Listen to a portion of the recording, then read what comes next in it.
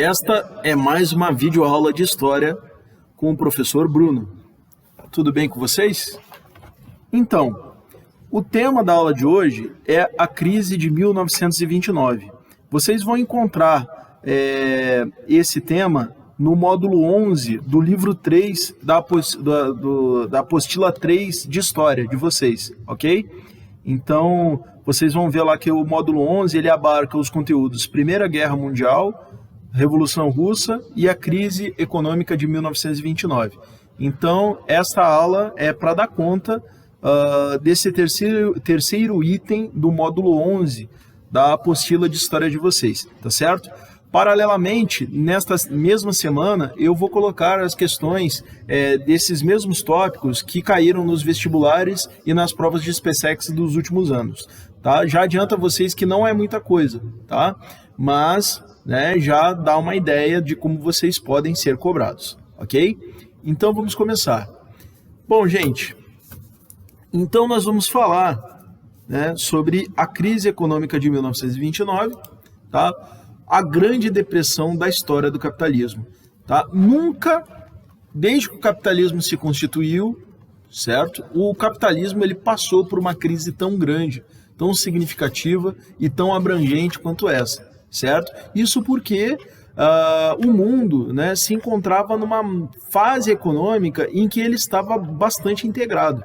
O mundo inteiro se integrou economicamente. Então isso explica o aprofundamento que foi essa crise econômica. E, além disso, tem muito a ver também com as crenças econômicas da época, porque na época o que vigorava no mundo era o liberalismo, que, entre outros aspectos, o liberalismo econômico defendia a não intervenção do Estado na economia. Então, a crise, se acreditava na época que a crise seria curada pelo próprio movimento espontâneo da economia, a própria economia se recuperaria, então havia essa crise e por conta dessa crença a crise econômica ela vai se agravar e ela vai se espalhar pelo mundo, certo? Vamos entender melhor nas próximas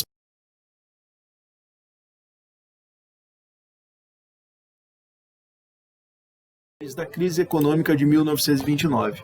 Então, primeiro, preciso lembrar que com o término da Primeira Guerra Mundial, a Europa teve economia devastada, regiões da Europa se tornaram campos de batalha, em especial regiões da França, foram devastadas, mas a economia dos outros países, a economia da Alemanha foi toda voltada para a guerra, a economia da Inglaterra foi voltada para a guerra, e isso trouxe enormes prejuízos, Então isso trouxe digamos assim, uma diminuição da participação econômica europeia no mundo, certo? Então a economia europeia ficou bastante devastada e outras regiões do mundo também foram prejudicadas, Um exemplo disso é o Brasil durante a Primeira Guerra Mundial, O Brasil durante a Primeira Guerra Mundial teve que se ajustar à realidade de um mundo conflagrado, em que o Brasil importava basicamente tudo que era industrializado, o Brasil importava do exterior, principalmente dos países europeus. E ao longo da Primeira Guerra Mundial, o Brasil teve que se ajustar a essa nova realidade, em que os países eles deixaram de exportar para o Brasil, países europeus como Inglaterra, França e Alemanha deixaram de exportar para a América Latina, América do Sul, Brasil, deixaram de exportar e o Brasil teve que substituir essa carência de bens industrializados produzindo aqui mesmo, bens industrializados que a economia brasileira era capaz de produzir. E esse movimento, inclusive, foi seguido por outros países da América Latina, América do Sul, certo? Então, vamos seguir. Então, a Europa ela teve a sua economia destruída, em boa parte pela guerra, e diminuída também pelos vários tipos de prejuízos causados pela guerra, certo? Os Estados Unidos, por outro lado, foi o país que mais lucrou com a Primeira Guerra Mundial, Eles lucraram de 3 maneiras principais, tá?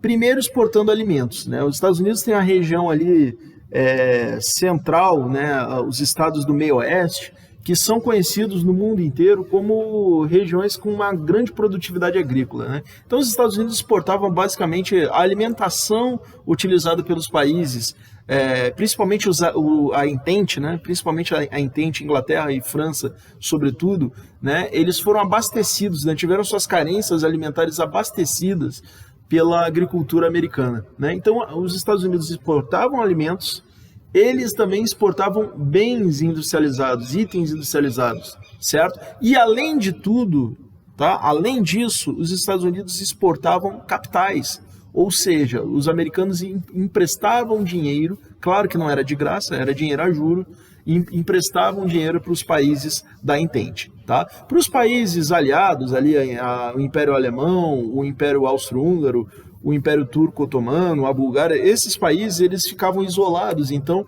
os contatos com os Estados Unidos e até mesmo com a América Latina, Brasil, eram mais difíceis, né? Então acaba que os Estados Unidos, até por razões geográficas, esteve durante a Primeira Guerra Mundial muito mais próximo da França e da Inglaterra do que, ou seja, da Entente, do que dos aliados das potências centrais, ok? Então por isso essa vinculação americana com a Inglaterra e com a França, e isso explica também por que os Estados Unidos saíram da neutralidade no final da Primeira Guerra Mundial e acabaram encurtando, né, a Primeira Guerra Mundial em favor da Entente. Por isso a Entente saiu vitoriosa da Primeira Guerra Mundial. Então a dependência econômica da Europa, em especial da Inglaterra e da França em relação aos Estados Unidos, se tornou patente durante a Primeira Guerra Mundial, e ela continuou depois da Primeira Guerra Mundial, inclusive porque os países derrotados também se tornaram devedores dos americanos e também, né, além de tomarem dinheiro emprestado dos americanos, começaram a importar também mercadorias dos americanos. Então, né, é como se fosse um jogo de gangorra, né? Enquanto a Europa declinou, os Estados Unidos ascenderam, certo?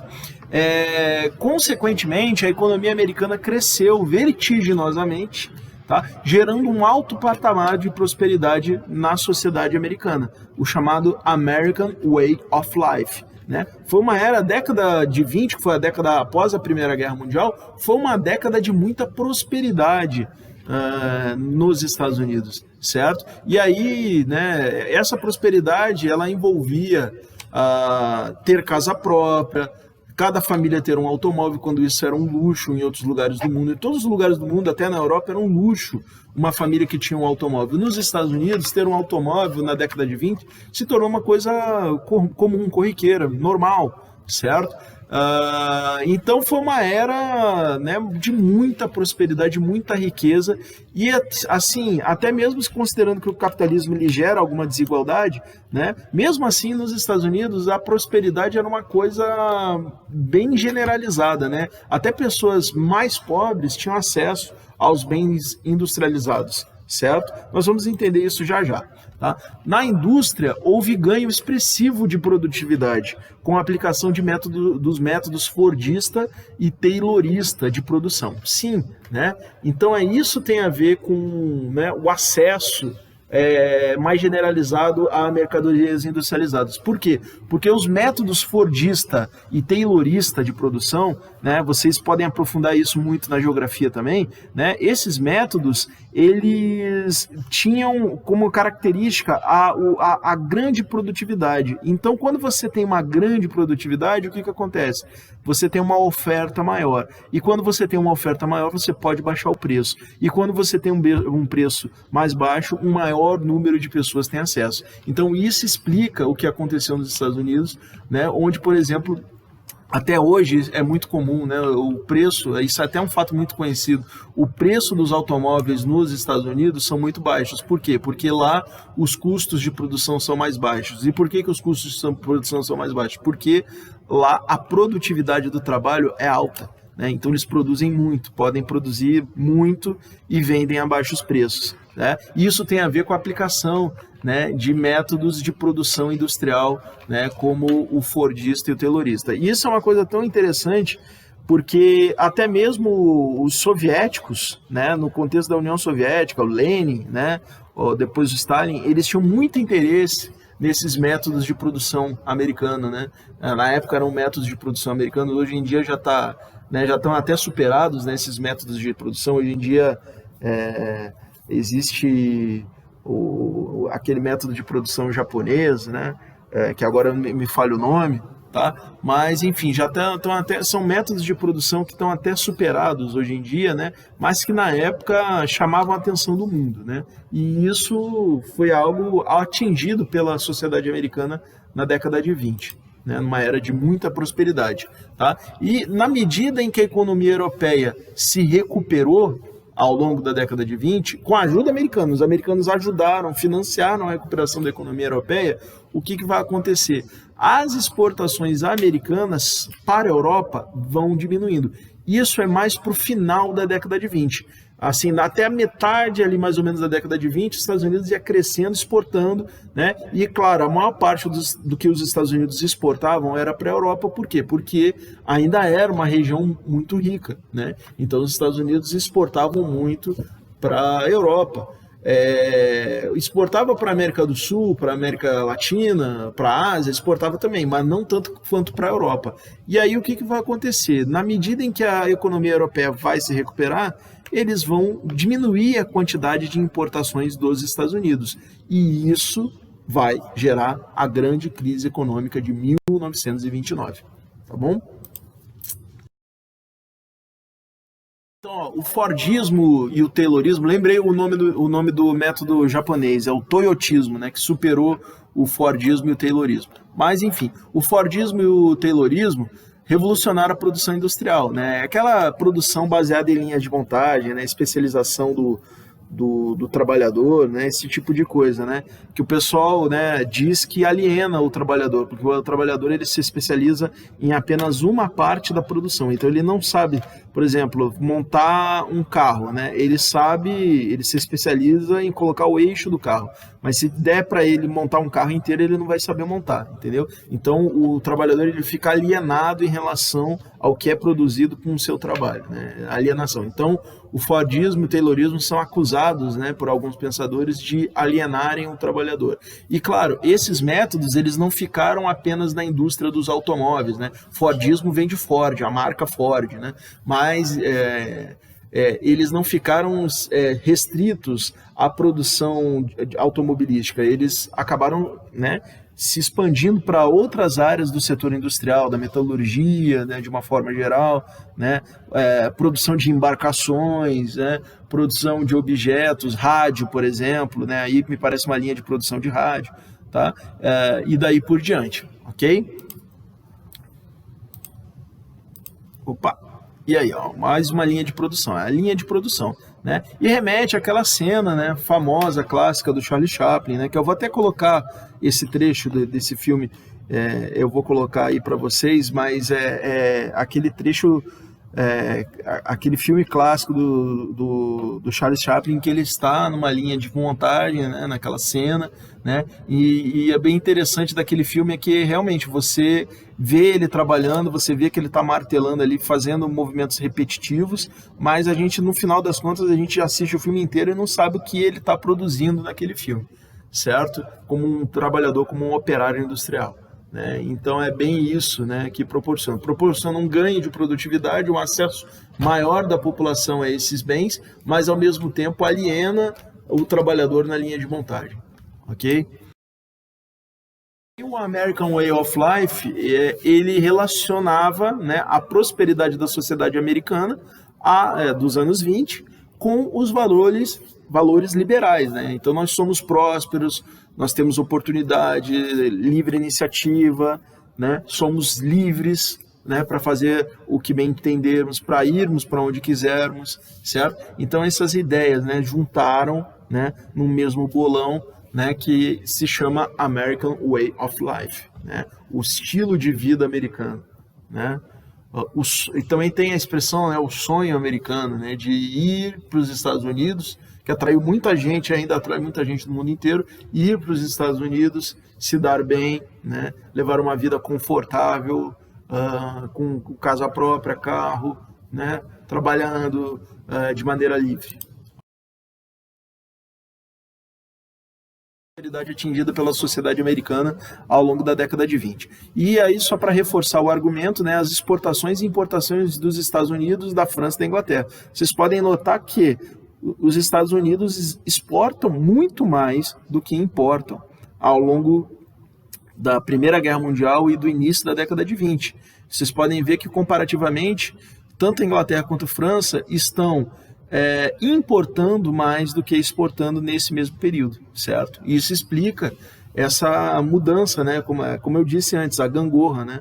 Estados Unidos ascendendo enquanto a Europa está em declínio, né? Isso porque Inglaterra e França são duas das maiores potências europeias, né? E elas tinham colônias espalhadas pelo mundo inteiro, ok? Então, quer dizer, a situação ela se inverte em razão da Primeira Guerra Mundial, e depois da Primeira Guerra Mundial, essa inversão ela se mantém.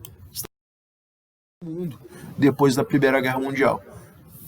Ainda no final da Primeira Guerra Mundial, a Europa e o mundo foram assolados também, além disso, né, teve a gripe espanhola, que assolou o mundo, né? Foi um evento que muita gente hoje em dia compara, né, com o que nós estamos vivendo hoje, que é a epidemia do Covid, né? Que também afetou a economia da Europa, né? E muito mais até do que dos Estados Unidos. E a gripe espanhola, ela é chamada de gripe espanhola, mas curiosamente a origem dessa gripe está no oeste dos Estados Unidos, certo? Vamos lá, seguindo. Aí as macas, as camas, né? Foi realmente provocou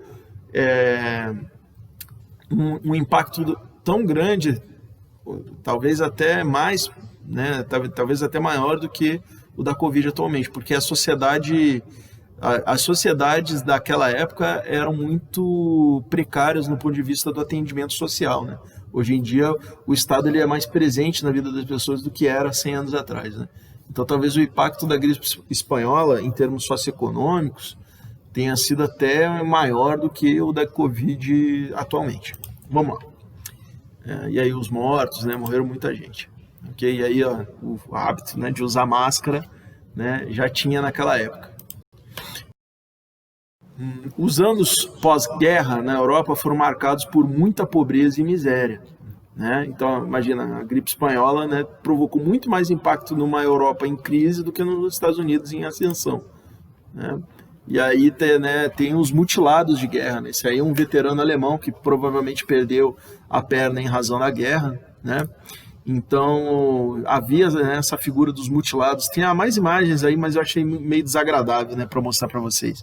Mais rostos desfigurados, né, pessoas que perderam braço, perna, né? Isso se tornou muito comum, né, na paisagem das cidades europeias depois da Primeira Guerra Mundial, né? E foram milhões de homens que voltaram da guerra e voltaram desempregados da guerra, né? Então, quer dizer, foi uma época de pobreza e miséria, né, para a Europa, né? Aí, ó, os feridos, né, de guerra.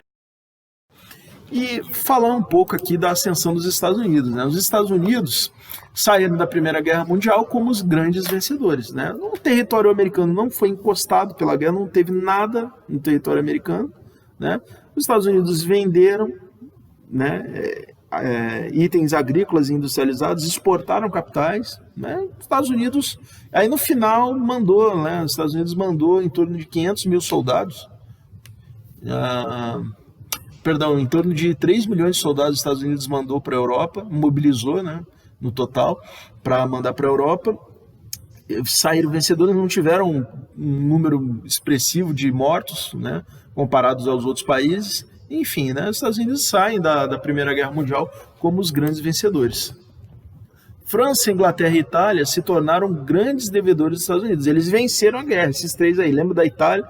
Que a Itália, no começo, era aliada da Alemanha e da Áustria, mas não entrou na guerra. Entrou em 1914 e entrou só no ano seguinte, 1915, mudando de lado, né, ao lado da França e da Inglaterra, porque a Itália tinha interesses em alguns territórios que eram do Império Austro-Húngaro, né? Istria e Trentino principalmente, nordeste lá do que é hoje em dia a Itália.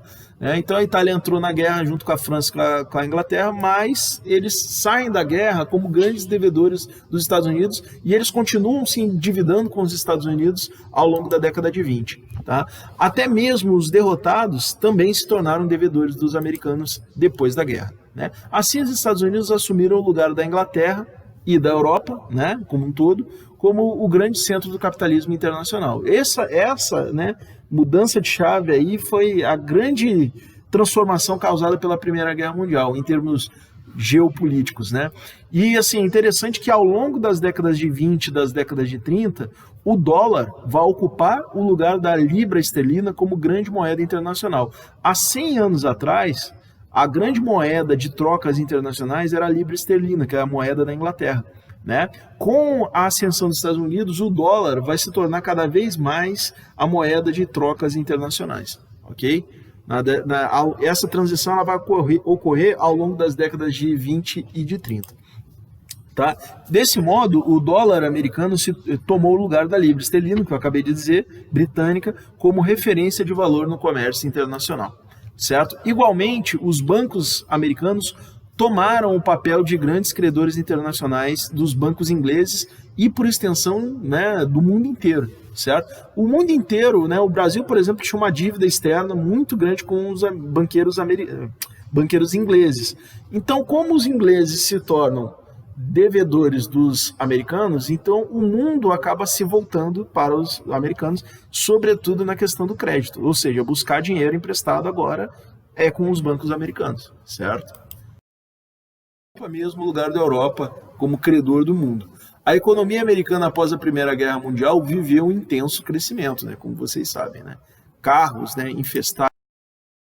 Estados Unidos na década de 20. Bom, a economia americana era a que mais crescia na década de 1920, sem sombra de dúvidas.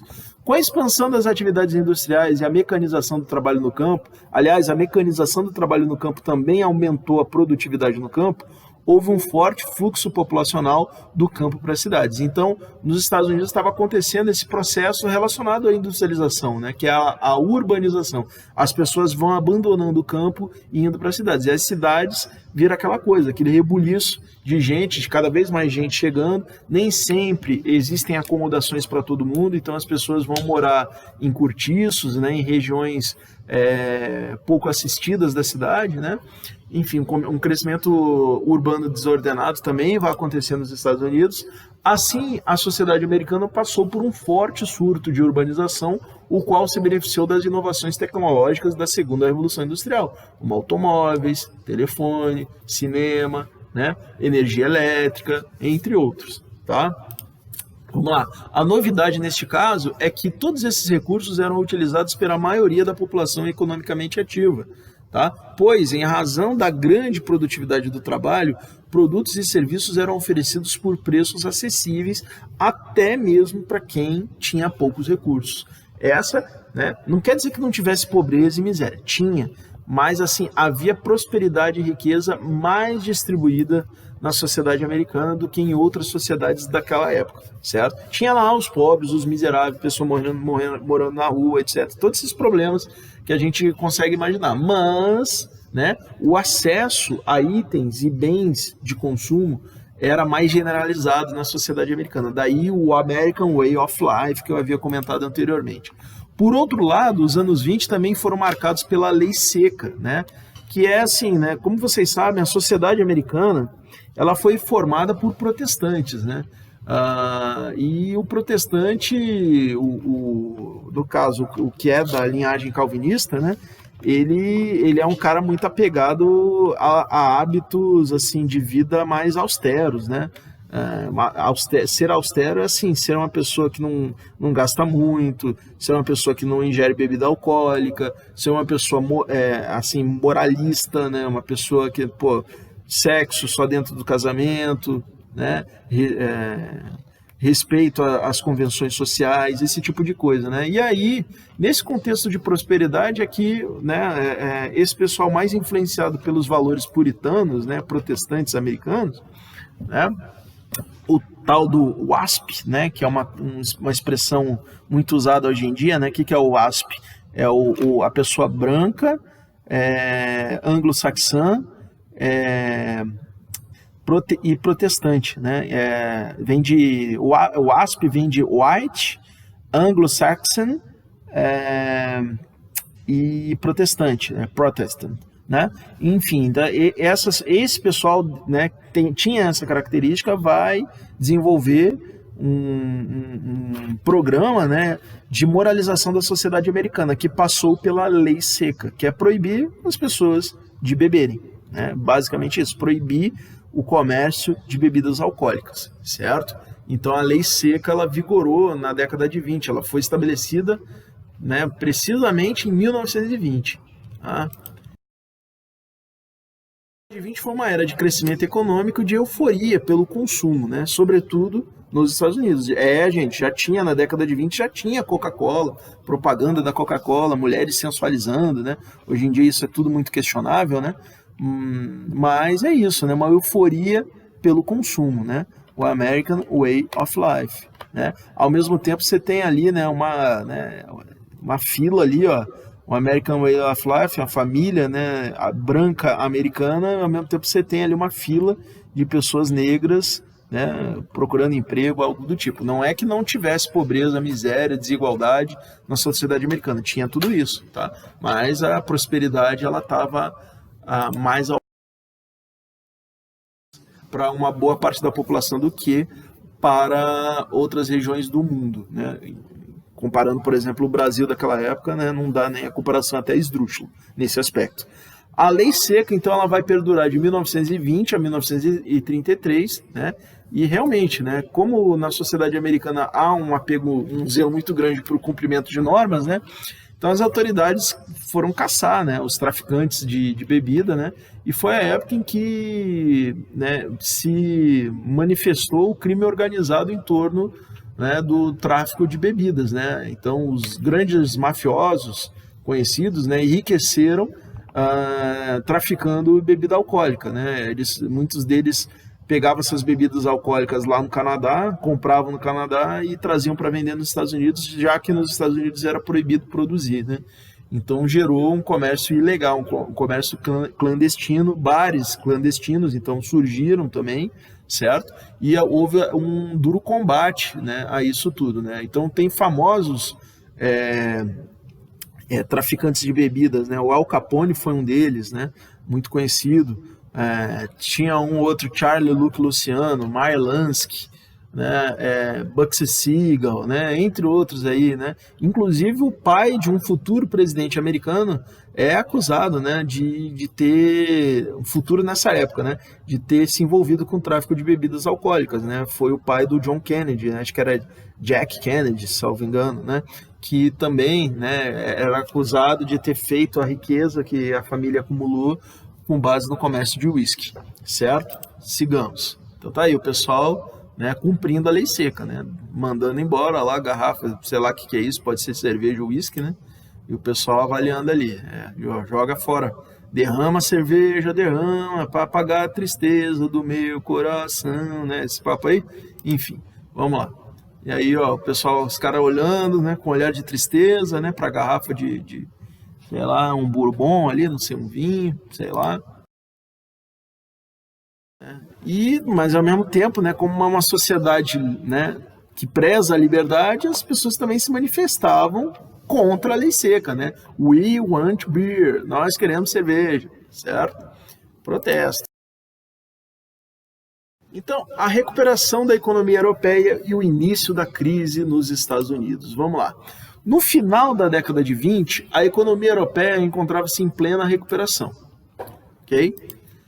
Consequentemente, na medida em que a economia desses países se recuperava, diminuía o valor das importações de mercadorias americanas pelos europeus. Os europeus, então, foram diminuindo, já que conseguia produzir lá, né? Então, para que continuar comprando da América? Não vamos comprar mais dos americanos. Então, nessa época, nenhum outro continente tinha condições de substituir a Europa como importadora de mercadorias americanas. Certo? Não tinha. Os Estados Unidos vendia mais para a Europa. Não tinha outro lugar do mundo que podia comprar mais dos Estados Unidos. Certo? Portanto, teve início uma gradual diminuição das exportações americanas que culminou no ano de 1929. Certo? Em 1929, o quadro geral da economia americana era de superprodução agrícola e industrial com diminuição gradual das exportações. Ou seja, eles tinham muito para vender e não tinham para quem vender. Eles produziam muito, mas não tinham para quem vender. certo? Superprodução e a redução das exportações, os estoques e armazéns ficaram saturados de mercadoria, não tinha para quem vender. Bom, aí esse quadro vai redundar na quebra da Bolsa de Nova York. Vamos entender como aconteceu a quebra da Bolsa de Nova York. A prosperidade dos anos 20 havia gerado um ambiente de grande valorização das empresas no mercado de ações da Bolsa de Valores de Nova York, que é a maior dos Estados Unidos até hoje, que havia se tornado a maior e a mais influente da economia mundial. Até hoje, a Bolsa de Nova York é uma referência para o mundo inteiro. Se ela está em queda, o mundo inteiro, né, tem uma tendência a ficar em queda, até hoje. Entretanto, na medida em que as vendas foram diminuindo, as ações das empresas, tá, foram perdendo valor no mercado de ações, certo? E aí, gente, começa a crise de confiança, né? Porque, veja bem, o que é a ação? A ação é um pedaço da empresa que você compra, né? E você compra em troca de um investimento da empresa, certo? Você compra a ação, o dinheiro vai para a empresa poder investir e crescer, certo? Só que nessa circunstância em que as empresas estavam vendendo menos, tá? As pessoas que investiam nas empresas, elas ficaram desconfiadas das empresas, então elas vão diminuir os seus investimentos nas ações e vão tentar vender os papéis, os pedaços da empresa que eles têm nas mãos. Então, só que todo mundo, ou a maioria das pessoas, começa a querer vender ao mesmo tempo. Então tem muita gente querendo vender ação e pouca gente querendo comprar. O que acontece com o valor das ações? O valor das ações cai, certo? Então, caindo o valor das ações, você tem uma crise, né, acontecendo, uma crise na Bolsa de Valores. Então, as empresas que dependiam dos investimentos dos acionistas ficaram descapitalizadas e, sem capital, não tinham condições de manter a remuneração dos seus funcionários e arcar com os demais custos de trabalho e produção, certo? Teve início uma onda de demissões. As empresas começam a demitir porque estão vendo ali, ó, lá na frente a gente não vai conseguir pagar. Então é melhor a gente demitir, dar o que a gente tem para pagar agora, né, para lá na frente não ter problema, certo? Então começa uma onda desse tipo de demissões.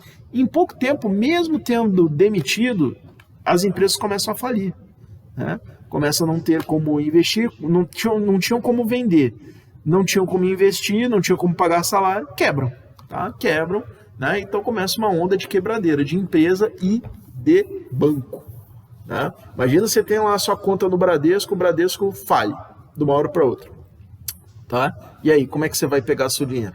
Ok? Então esse problema começa. Então a quebra da Bolsa de Nova York, ela vai ocorrer no dia 24 de outubro de 1929. Foi o grande crash, né? Conhecido como a Quinta-feira Negra, né? Um dia que foi assim marcante na cultura, na sociedade americana. Até hoje é lembrado esse dia. Foi um dia que a bolsa simplesmente ela fechou porque não tinha condições de continuar funcionando. E fechou por uns bons meses, né? Então é chamado crack, né? Crack na bolsa de Nova York, tá? Os bancos, muitos bancos faliram, fecharam, né? Pessoas que tinham dinheiro em banco de repente não tinham nada. Indústria, a diminuição drástica da produção, as indústrias pararam, né, porque não tinham para quem vender. Comércio também, forte queda das vendas, tá? Além de tudo, né, isso tudo gerou desemprego em massa. Então aquelas pessoas que viviam naquela prosperidade que eu tinha dito a vocês, né, todo mundo tem um carro em casa, uma casa própria, né, tudo aquelas crianças bem vestidinhas, né, que a gente vê nos filmes, nas fotos, tudo aquilo de uma hora para outra acabou, né? Não tinha mais dinheiro para comprar comida, né? Enfim, então as pessoas começaram a passar fome, passar necessidade, né? De uma hora para outra, né? Embora essa crise ela tivesse sido anunciada durante algum tempo, né? Nos anos anteriores, as pessoas não esperavam que fosse acontecer. As pessoas sempre esperam que vai acontecer o melhor, né? Mas dessa vez aconteceu o pior, ok? Então começou uma onda de falência, de demissão, de desemprego, de fome, de miséria, certo? Que se tornou avassaladora, certo?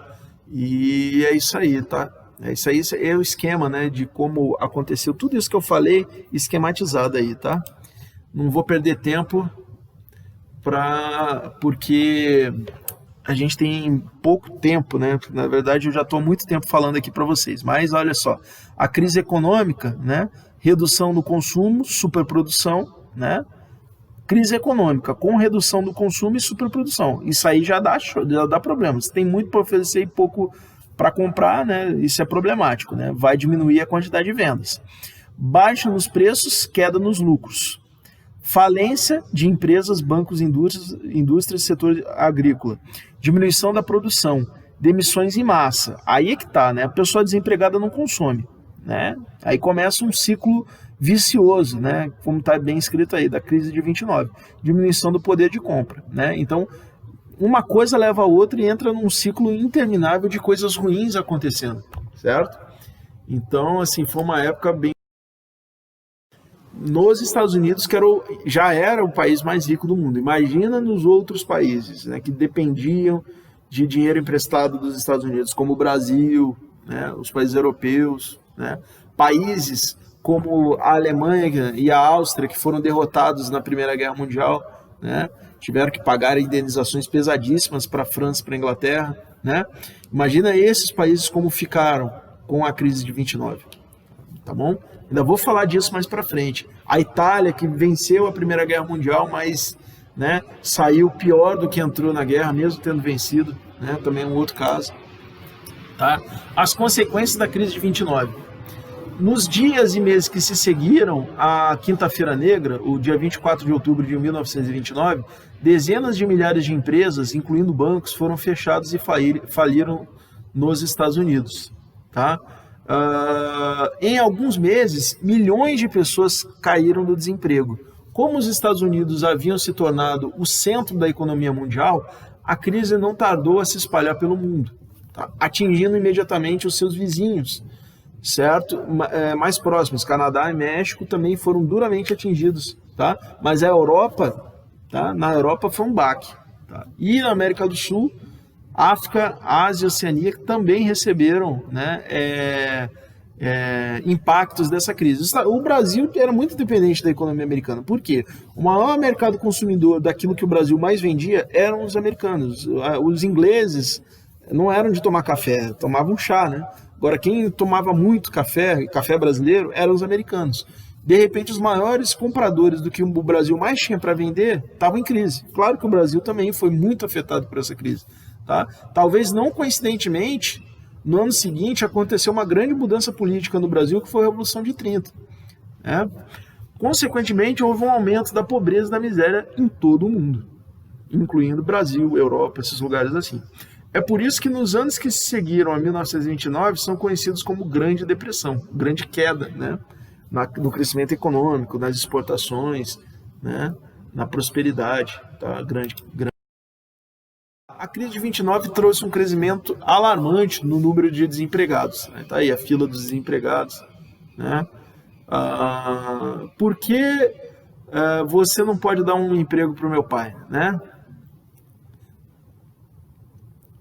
É isso aí. Né? Então as criancinhas protestando aí por emprego para os pais. Se espalhou por todo mundo capitalista. Né? Todo mundo capitalista né, o mundo havia encontrado um novo eixo capitalista que era nos Estados Unidos.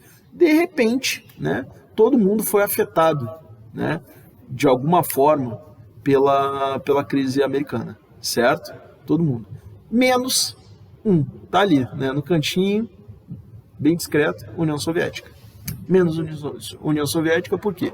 Porque a União Soviética não estava no eixo capitalista. A União Soviética tinha o único país do mundo até então que tinha adotado um regime socialista. Né? Aliás, isso aí era usado na época como propaganda pelos comunistas, né?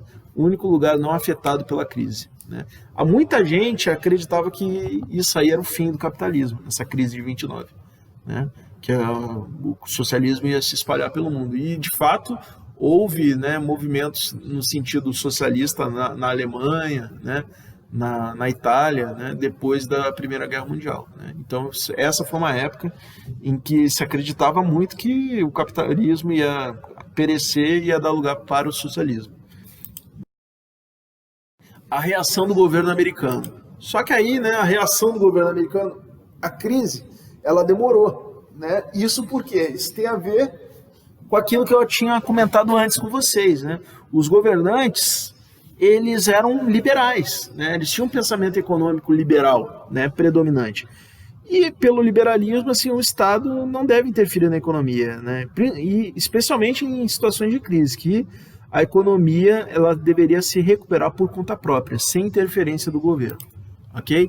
Assim, a maioria dos governantes de então acreditava que a economia se recuperaria da crise sem a intervenção do Estado, né?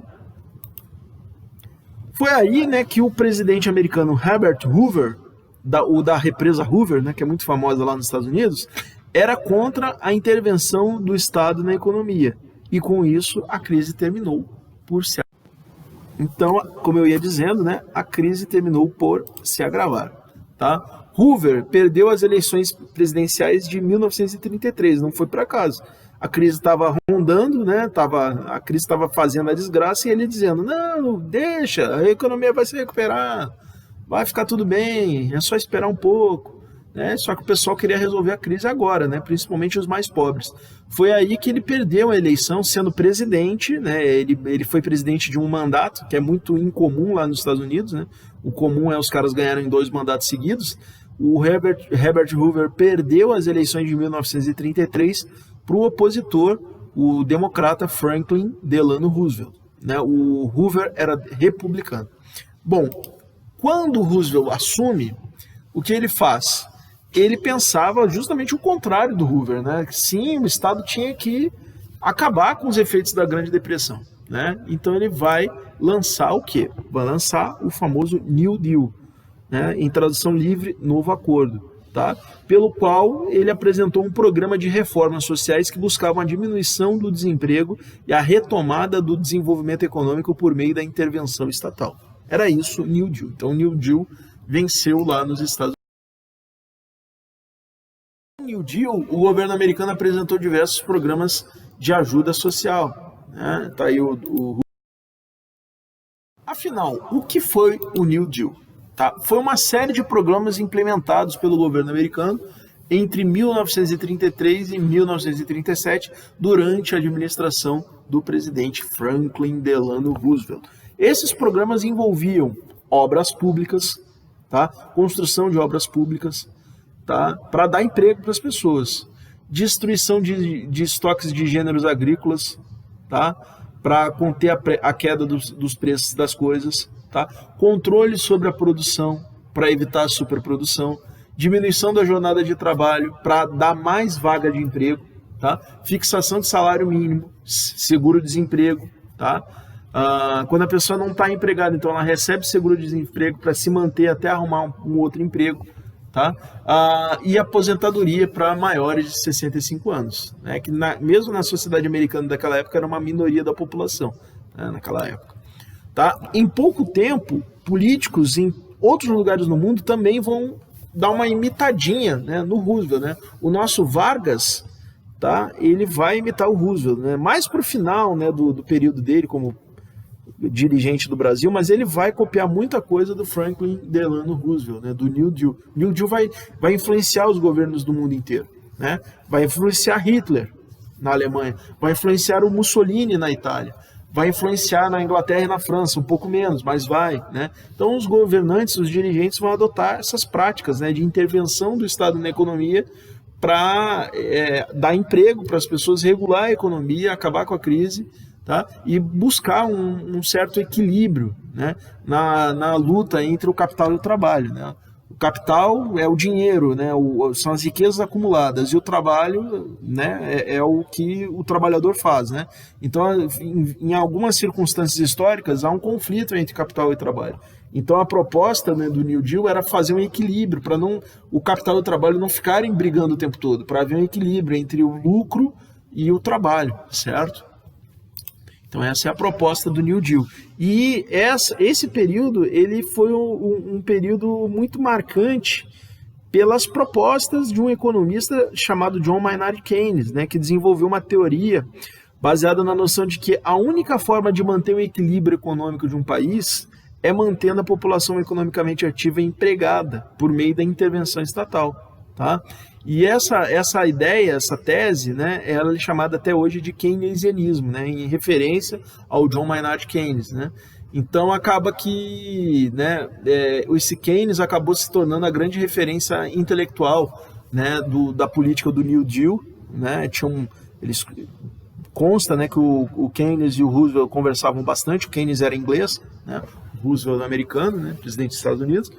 Então, assim, as ideias dele acabaram, né, contribuindo, né, para as decisões que o Roosevelt tomou, né? E acabou que ele influenciou também a Inglaterra, né, um pouco mais para frente, mas também influenciou, né? A Inglaterra vai mais para frente, né, vai copiar também algumas características do e tudo mais. Tá? Então, o grande livro, né, atribuído ao John Maynard Keynes é A Teoria Geral do Emprego, do Juro e da Moeda, em que ele defende essa ideia do equilíbrio, né, entre o capital e o trabalho. As consequências do New Deal. Com a aplicação do New Deal, a economia americana recuperou-se, mas lentamente, tá? Bem lentamente. O índice geral de desemprego diminuiu e a economia voltou a crescer, tá? Lentamente. Entretanto, essa retomada foi lenta e a recuperação completa da economia americana só se deu após a entrada dos Estados Unidos na Segunda Guerra Mundial. Aí é que tá. O que realmente tirou os Estados Unidos numa situação de depressão foi a Segunda Guerra Mundial. Tá, os Estados Unidos vinha se recuperando, mas estava devagar. Vamos falar a verdade, estava lento, estava devagar. Com a entrada dos Estados Unidos na Segunda Guerra Mundial, toda aquela população economicamente ativa desempregada, ou eles entraram no exército, na marinha aeronáutica, na defesa costeira, sei lá o quê, ou eles arrumaram emprego em indústria. E ainda assim começou a faltar mão de obra, e aí as mulheres começaram a ocupar de novo o lugar de homens no mercado de trabalho, né, nas fábricas. Os homens que iam para a guerra, né, eram substituídos por mulheres, né, nos postos de trabalho, assim como tinha acontecido já na Primeira Guerra Mundial. Tá? Outros governos também adotaram parcial ou totalmente as práticas do New Deal para tirar seus respectivos países da crise. Foram eles a Alemanha, antes e depois, tá, da ascensão dos nazistas, a Itália, tá, sobre os fascistas, o Brasil sob Vargas, né, e outros lugares, né. É interessante que o Roosevelt nos Estados Unidos era acusado de tendência fascista por causa dessa intervenção na economia, né? Isso é uma discussão, né, profunda, né, difícil de fazer aqui, mas é interessante isso, né? E a disseminação das práticas de intervenção econômica estatal e busca do pleno emprego, aliada à oferta de serviços públicos gratuitos, alicerçou as bases do chamado welfare state, que é o chamado estado de bem-estar social, que é esse estado que é baseado nas ideias keynesianas de pleno emprego, né? Buscar o máximo possível o pleno emprego, porque as pessoas empregadas, elas consomem, elas fazem a roda da economia girar, e elas não passam necessidade, pagam impostos, né? Esses impostos se transformam em serviços para a sociedade, educação, saúde de qualidade, certo? Essa que é a ideia do estado de bem-estar social, o welfare state, né? Quando a pessoa fica desempregada, tem um salário, auxílio-desemprego para aliviar a pessoa nesse momento de dificuldade. Isso é o welfare state, tá? E vários governos do mundo adotaram práticas de welfare state a partir da década de 30. Certo? Inclusive os fascistas, os nazistas, né? Inclusive ditaduras como a ditadura varguista também adotaram. Que ainda vai ser tema estudado por vocês mais para frente, tá? Então, tá aí, né? Essa linha, ela explica, né, o crescimento do PIB, né? Vamos dizer assim, né? Esse GDP seria o PIB, né? O crescimento. Notem, né, os Estados Unidos vinha de uma linha de crescimento desde a década de 10, quando chega em 1930, o que acontece? Cai, né? Por isso depressão, né? É uma queda, né? Depois volta a crescer, né? Sobretudo, né, vocês podem ver que tem um salto grande justamente nos anos da Segunda Guerra Mundial, né? 1940, 41, 42, 43, 44, 45, né? São uma época de crescimento. Depois cai um pouco, depois da Segunda Guerra Mundial, mas continua o crescimento. Tá? A depressão mesmo foi essa linha, essa área aí, essa área arroxeada, onde a linha cai, né? Cai no sentido de depressão mesmo, queda, né? De produção industrial de desempregados, né? Podem notar, né, que a produção industrial ela cai, tá? E o número de desempregados sobe depois de 1929. 1929, então, se torna um marco em termos de crescimento econômico, né? Em termos de produção industrial e em termos de desemprego, certo? Então, quer dizer, a depressão realmente ela foi dura, ela foi pesada, né? E aí vocês podem ver também a recuperação econômica, né? Então, depois do New Deal, que é de 1933, tá? O que a gente percebe? A renda nacional que tinha sofrido uma drástica queda, ela volta a se recuperar ali nos anos de 35, 36, 37, tá certo? Então tem uma recuperação. Ainda que a recuperação boa mesmo, né? Até os patamares anteriores, né, veja ali, o patamar de 1929, ele só vai ser alcançado depois de 1940, né, quando os Estados Unidos entram na Segunda Guerra Mundial, certo?